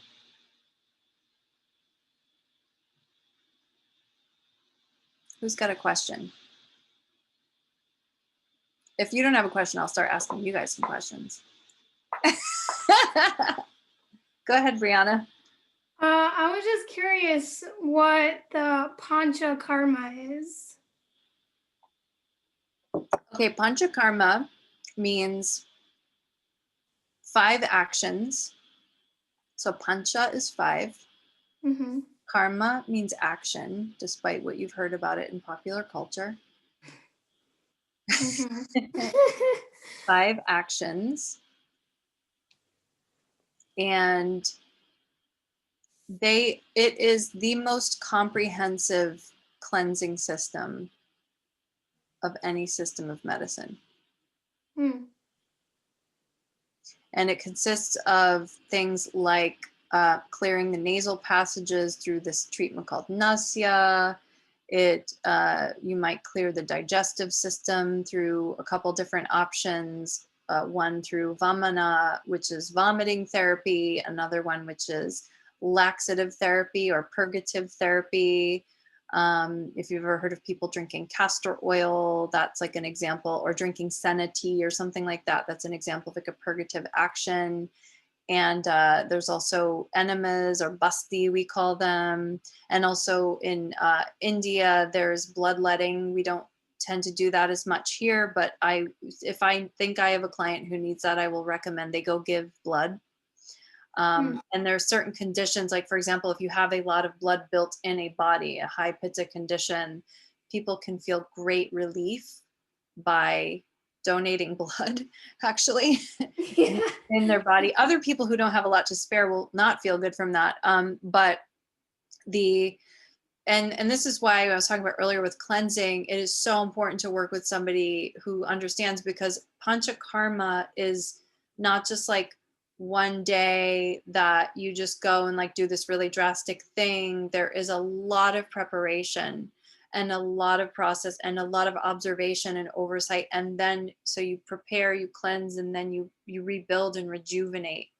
And there are specific processes involved in all of those. And the purpose of that is to remove doshas of the body, is to remove plaques, or what we call ama, from the body, or any metabolic toxins that have accumulated in the body. And it is not for everybody, and it is not for every condition. It is used typically for high pitta,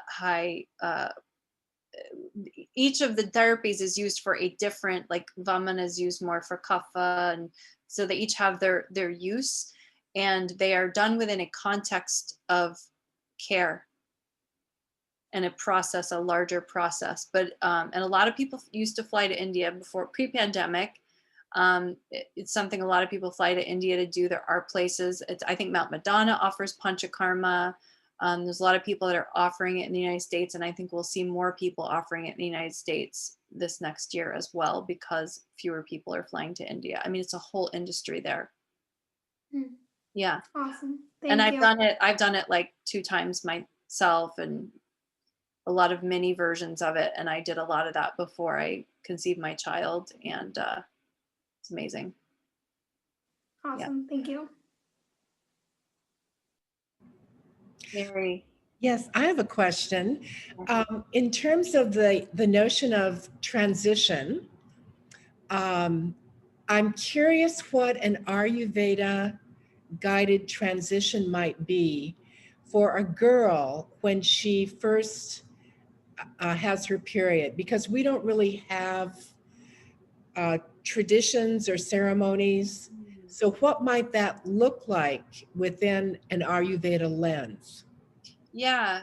I mean, there's certainly, if I were to think about the culture, right? And I will be perfectly honest, there is a section of the Charaka Samhita, that book I was talking about, that says that when the woman is menstruating, she should lay on the ground for 3 days. Okay. So that's not what I would recommend. I have personally not taken everything from the classical texts. I am not a purist. And I don't think that as we've set up Ayurveda in the United States that we've been totally purists, because there's some stuff in there that culturally is not a fit. But one of the stories I love from my teacher was that, you know, have you ever read that book, The Red Tent, or just that idea of a red tent? Okay, so I think when a lot of women hear this idea of like, you know, period huts, or like, you know, you go somewhere special when you get your period. I think when I was younger and I used to hear that, I would think, they're not going to make me stop what I'm doing and go. I'm not going off into the woods. You know, there's nothing wrong with me. And I think that was my attitude when I was younger. And then as I got older, I was like, oh my my God, that sounds amazing. And my teacher in Nepal, Dr. Shrestha, she told us that in Nepal, because they live in multi-generational families, that there's a room in the house for the women when they're menstruating. And it's the creative room, and they can go knit and they can work on their projects and their creative projects and whatever they want to do. And they don't have to work when they have their period. And it's a very special, sacred time. And so I don't know that I have the particular answer, but I think it's toward that direction of helping people see that this is like a beautiful time, even though it comes with some pain, stuff like that, and discomfort, and like you're like worried you're going to bleed all over the place if you're working or like whatever, right? Maybe a small, there are people working in this area. I would say that I haven't been doing this myself, but there are people working in this area. And if it's something that you're interested in, which, you could create a program for, to get girls that are transitioning from through that stage, a training program, create a training program like the talk they should have gotten in school that teaches them how beautiful their body is, the potential of their body, the challenges they may go through, but the power that they have and the way that they need to advocate for themselves differently than men do, because the structures of the world were set up by men that we live in.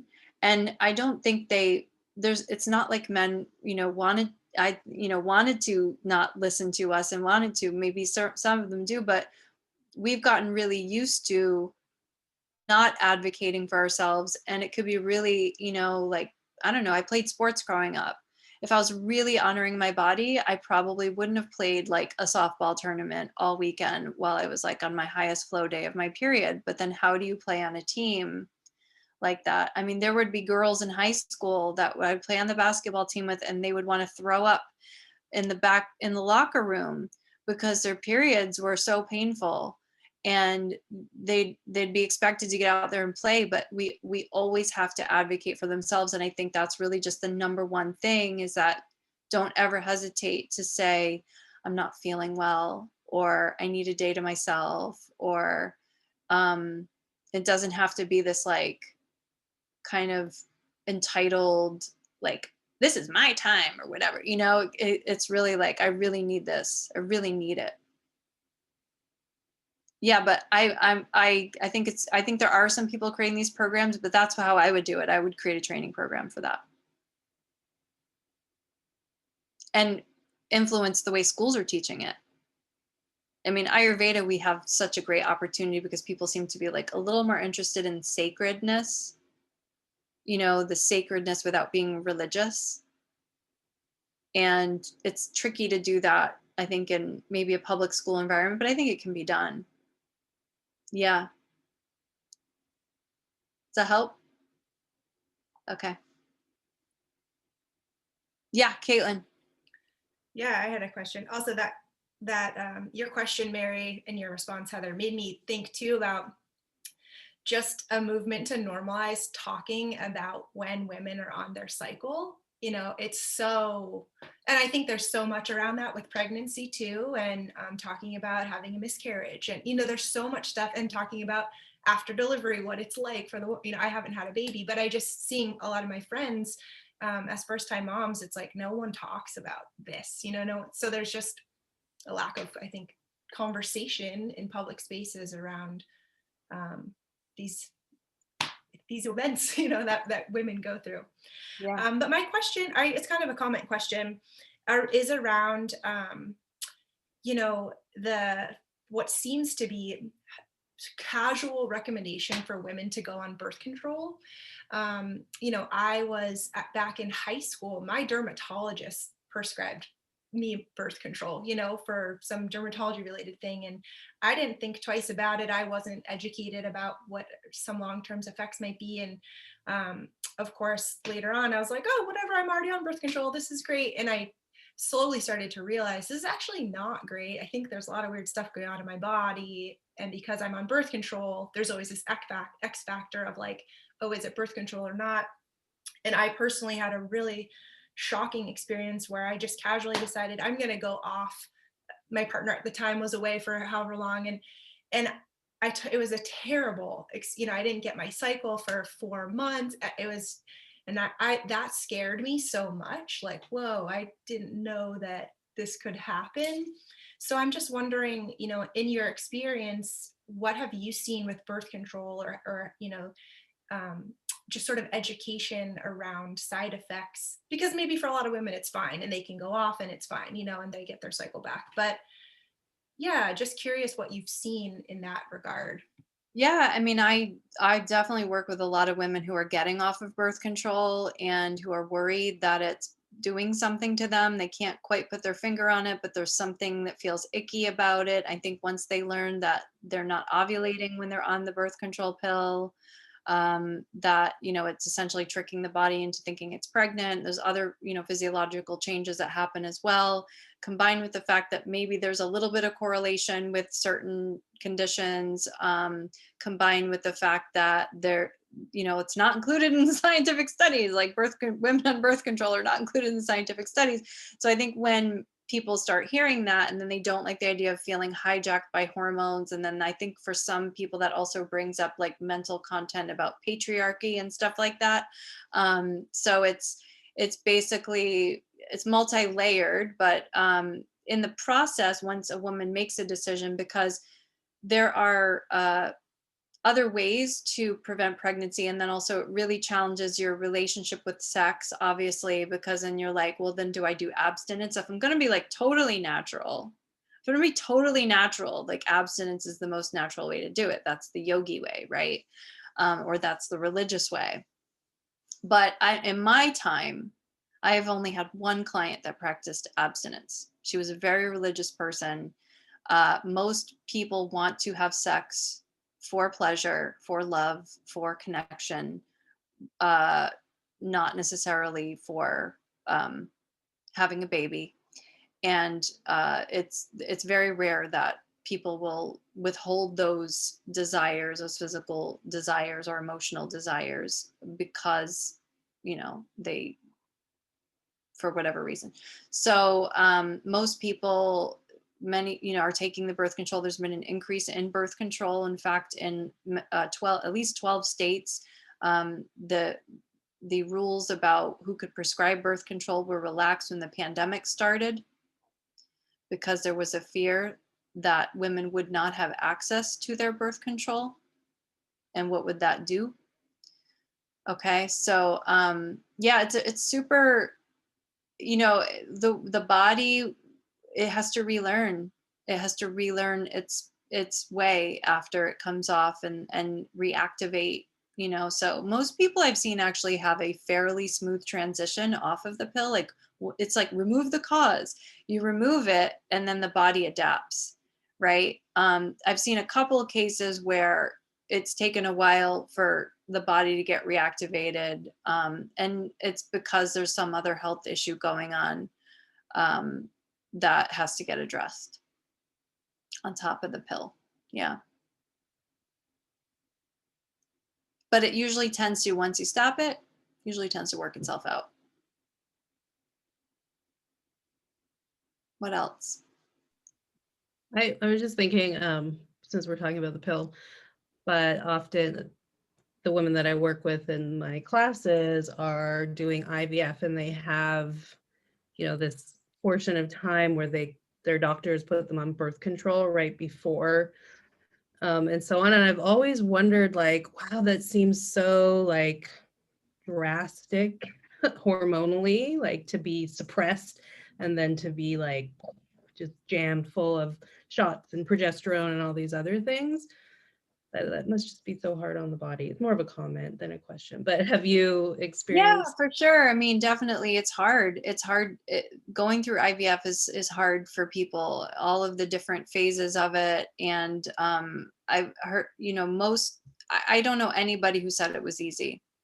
that I've I worked mean, with. I did 3 years of fertility treatment. This is why this is my passion and why I teach it. And it's hard. Like, it is no joke. That is for sure. Yeah. Yeah. It's hard to do it. And it's hard not to do it, you know, because when you don't do it, then your mind has the turmoil, Mhm. you know, when you don't do it, your mind has the turmoil. And when you're doing it, your body has the turmoil. Your body has the suffering. And So, your mind. But yeah. yeah. And I've Yeah.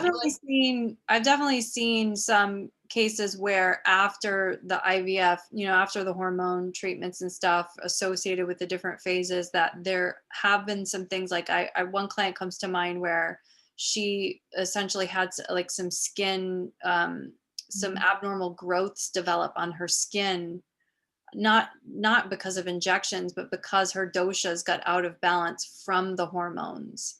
And so she had this like pitta kapha growth, like red, almost like a cherry nevus. If you've ever seen a cherry nevus, she had them like grow all over her stomach. And when I think about the kinds of hormones that were getting pumped into us to, you know, any growth hormone is going to make things grow, and it might make that local tissue grow, and it might make, you know, other things, it could affect other things too, to grow. So yeah, and the all the channels are interconnected, and you know, certain hormones, you know, they do affect other parts of the body as well. Yeah. Well, So they're using human growth hormone now quite regularly during stims for eggs and yes, exactly. And you know, again, it's for a lot of women, it's worth it to do that, and they want to do that. And actually, like, say you take away, even going down the quote unquote natural path, there's a lot of pain associated with that one too. That, you know, it's like the the process of becoming a mother is a spiritual journey, no matter how it's done. It is a spiritual journey. Yeah. Thank you for sharing that, Carrie. Yeah. I wanted to go back to Caitlin because I know we're running out of time, and I know you wanted to tell everybody. And I also just want to invite you guys, if you want to stay in touch, if you'd like to connect, you could put your email in your chat. I'll put you on my email list if you're not already on it. And I'm actually in the process of setting up women's circles, and have a couple offerings that will be coming out this month.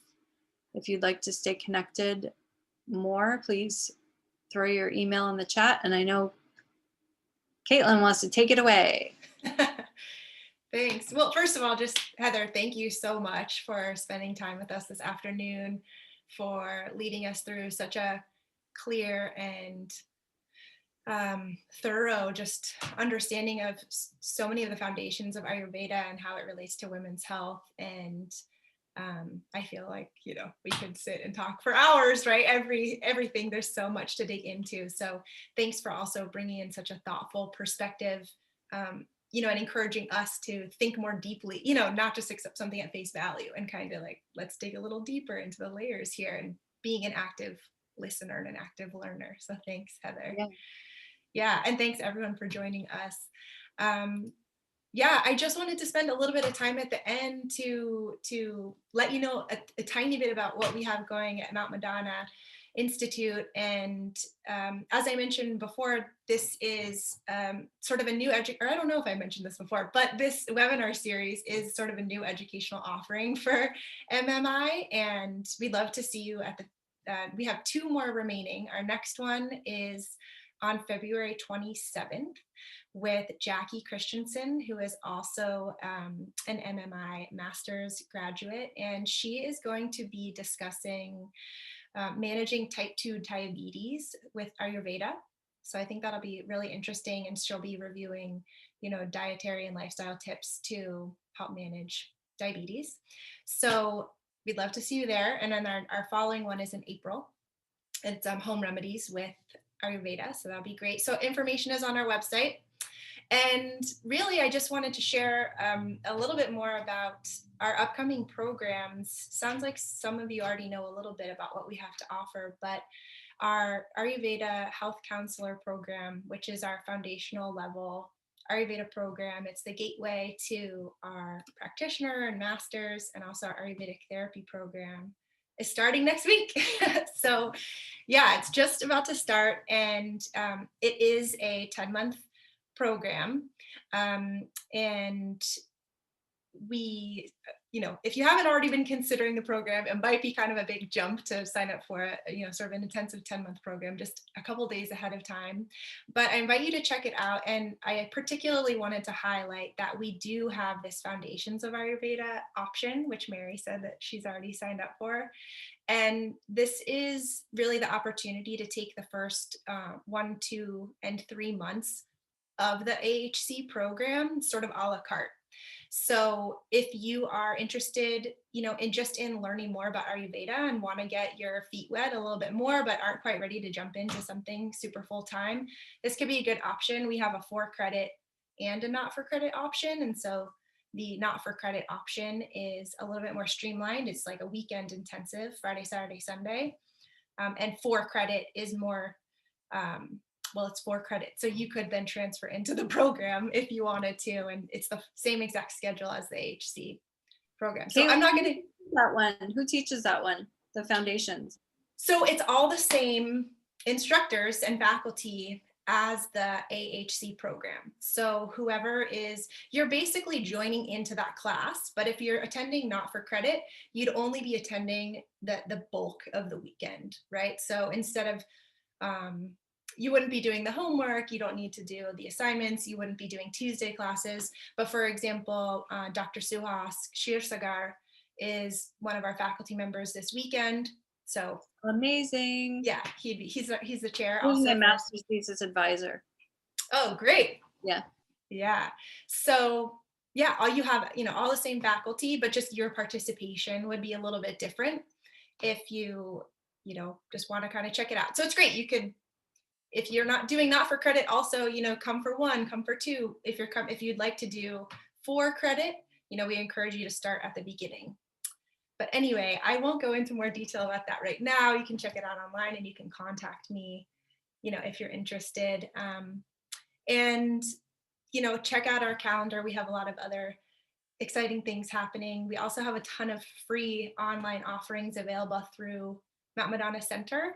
So if you check out, I'll send all this in an email too, but just stay connected to our community. We invite you to stay connected with our community, and we have sutra classes and yoga classes. So yeah, we think there's something for everyone, and we invite you to stay in touch, especially now everything's online, so we can have folks joining us from Boston or Florida. And then 2 more things to notice when you're checking out our website.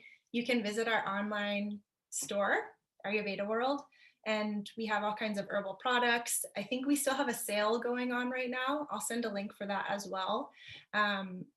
And if you go through our programs, you'll also receive a discount for special herbal formulas and stuff. So once you start practicing, you'll have the access to that herbal store as well. I think that's it. That's plenty of information. Hey, I'm curious, when are you guys opening back up? Do we know? The center is closed until at least May. So we just keep pushing everything back. So that's why all of our programs are online this year for sure. And I think, Brianna, as you were saying, you want to study in person. A lot of folks feel the same way. And we're just not sure what 2022 is going to bring at least for Ayurveda programs. We would like to be able to go back, have classes on the mountain when we can, but maybe we'll be able to maintain a hybrid version. So stay tuned. We'll see what 2021 has in store for all of us, right? And yeah, until then, we can stay connected just like this. Zoom is better than nothing. Agreed. Yeah. So I'll send everybody a follow-up with some information and resources. As Heather said, yeah, great. Drop your email in the chat so she can add you to your list. And Heather, where can we find your book and your podcast if folks don't already have that? The book is The Ayurvedic Guide to Fertility, and that is on Amazon. You can get on my website too, that you can click through from my website. So you can go to my website, heathergrish.com, and it'll it'll take you, like there's a link there that'll take you to Amazon if you want to buy the book. And then there's my podcast, Wisdom of the Body, which isn't about fertility. It is about body intelligence.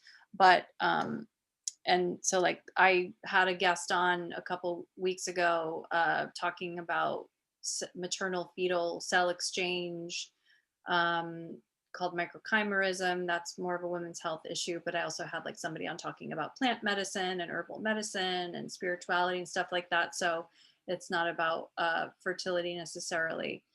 And let's see, yeah, so I would go to my website and find all that stuff out. And I have your email addresses. I'll add you to my list. You can, yeah, and subscribe to my podcast. That would be amazing. Great. Okay. Yeah. I'll make sure to include some of that information in the follow-up email to Yeah. folks as well. And the podcast is on Apple. I know most people listen to podcasts on Apple, but you can also listen on like Spotify or Stitcher, or you can actually go to my website. But unless you're on a podcast platform, you won't get each episode. You won't get notified when there's a new episode. So that's why it's better to subscribe. But you can always just go to my website to listen to.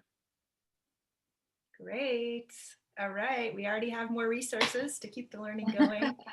Yeah. Thank you everyone again for spending the afternoon with us. It was so lovely to meet everyone. Hope you all stay in touch.